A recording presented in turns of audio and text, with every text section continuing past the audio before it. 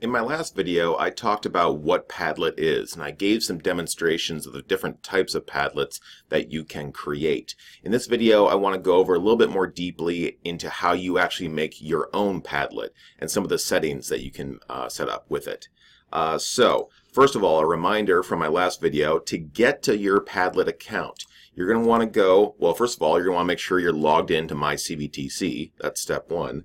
Then step two, go to cvtc.padlet.org. And when you get there, click on the Login with Microsoft button. That will log you in to your Padlet. You may have to type in your CVTC email to get there. Now, that should then bring you to your Padlet dashboard, and this is where you will see any Padlets that you have created in the past.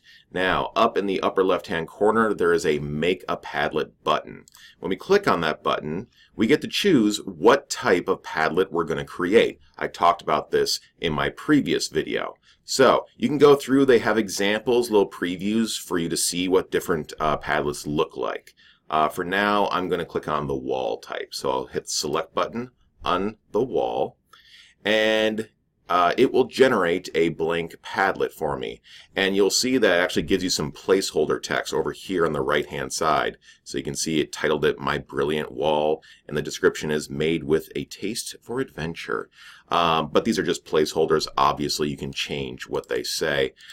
Generally, my recommendation would be for the title of your Padlet, you'll probably call it the name of whatever activity you're having your students do.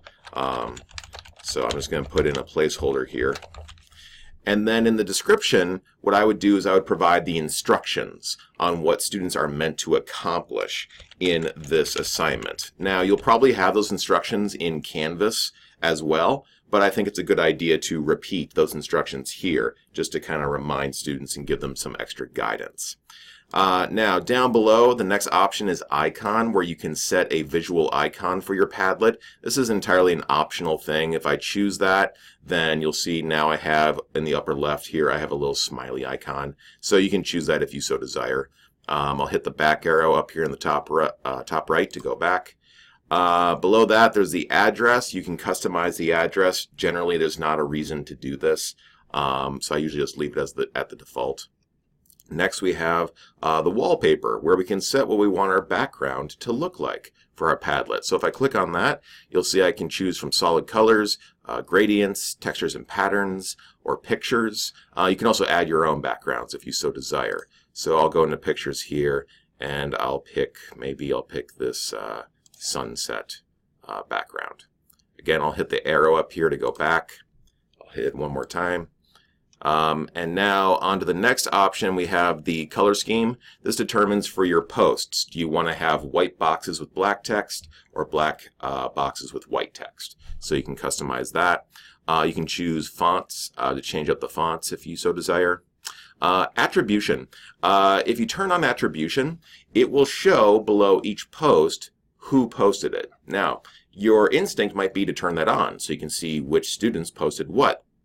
That can work if you have students log in to Padlet when they start posting. Generally, my recommendation would be to not have students log in because it's just one less barrier that they have to go through. So, if you don't have students log in, turning on attribution won't really do much because Padlet won't really know who they are.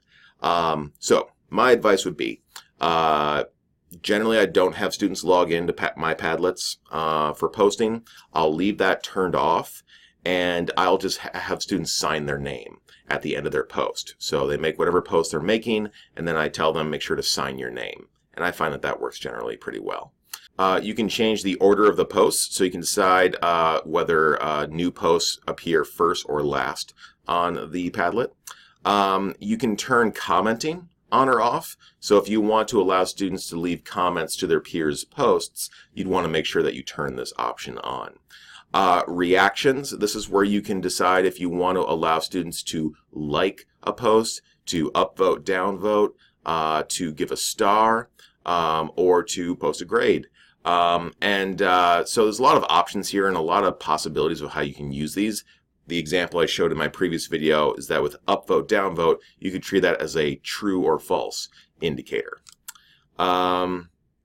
Next, we have require approval. This means that when a student makes a post, before it actually shows up publicly, you have to approve it first. Most of the time, you're probably not going to do this unless you have good reasons to do so. And then lastly, filter profanity. Will turn any bad words into emojis. So those are the main options that you should just be aware of when you're creating your Padlet. Assuming that you're happy with all of these settings, you can click on the next button and then you're pretty much ready to go. It says start posting and you can go from there. Now there's more to talk about when it comes to making your Padlet as an assignment in Canvas, and I'm going to talk about that in my next video. So thanks for watching.